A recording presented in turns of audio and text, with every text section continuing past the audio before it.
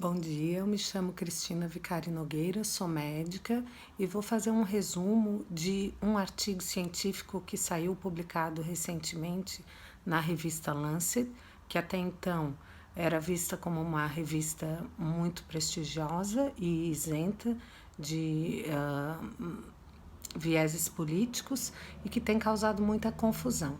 Eu vou falar sobre esse artigo porque ele está no domínio público, então as pessoas têm visto o artigo e têm tirado conclusões equivocadas, porque para nós conseguirmos ler um artigo e tirar alguma conclusão científica realmente válida dele, nós temos que ler o artigo até o final, primeiro de tudo, e depois temos que entender daquele assunto para conseguir situar no panorama da doença e no panorama mundial nesse momento para ver se ele tem validade ou não.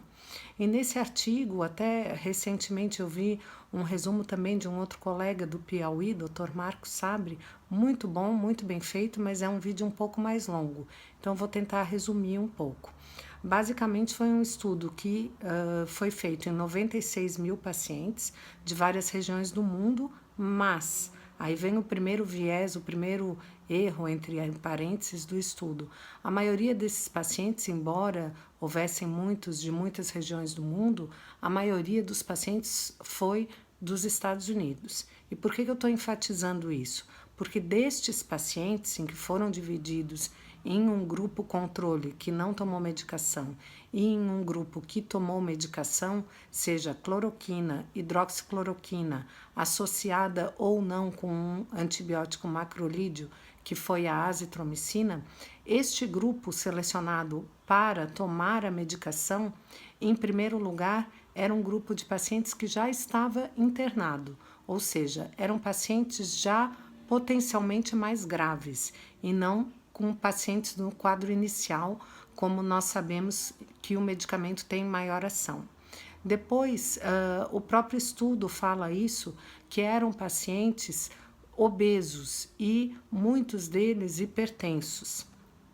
Ou seja, a estratificação desses pacientes, a divisão no momento de decidir quem ia tomar a droga e quem não ia tomar a droga, ela não foi bem conduzida, ela não foi bem feita, porque nós sabemos que os pacientes obesos e os pacientes com hipertensão, eles vão sim ter mais morbidade, ou seja, são pacientes que vão morrer mais e são pacientes em que os próprios medicamentos, cloroquina e hidroxicloroquina, podem ter mais efeitos colaterais deletérios.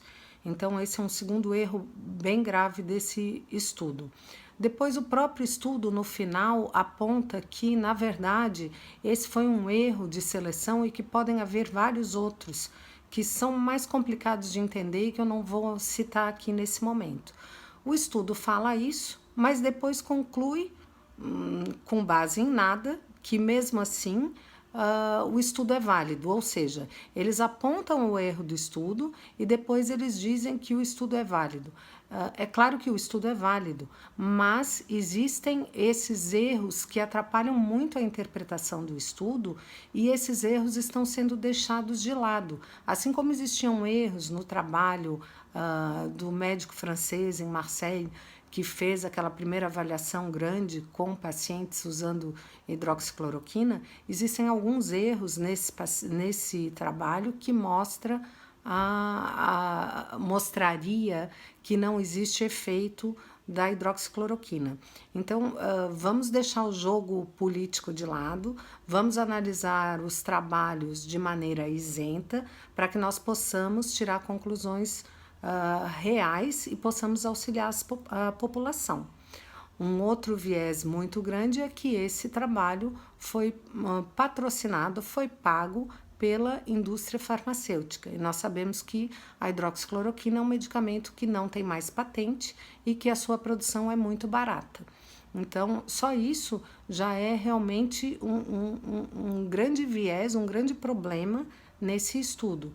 Mas ainda assim, ele tem utilidade. O que não pode é ser utilizado como um argumento final. Não é verdade. Tá? Nós precisamos ainda seguir com mais estudos e é verdade sim que off-label, ou seja, sem esses estudos que ainda estão sendo produzidos, a resposta ao medicamento nas fases iniciais, na maioria dos países onde está sendo utilizado e com a dosagem correta, é realmente muito positivo. Um abraço.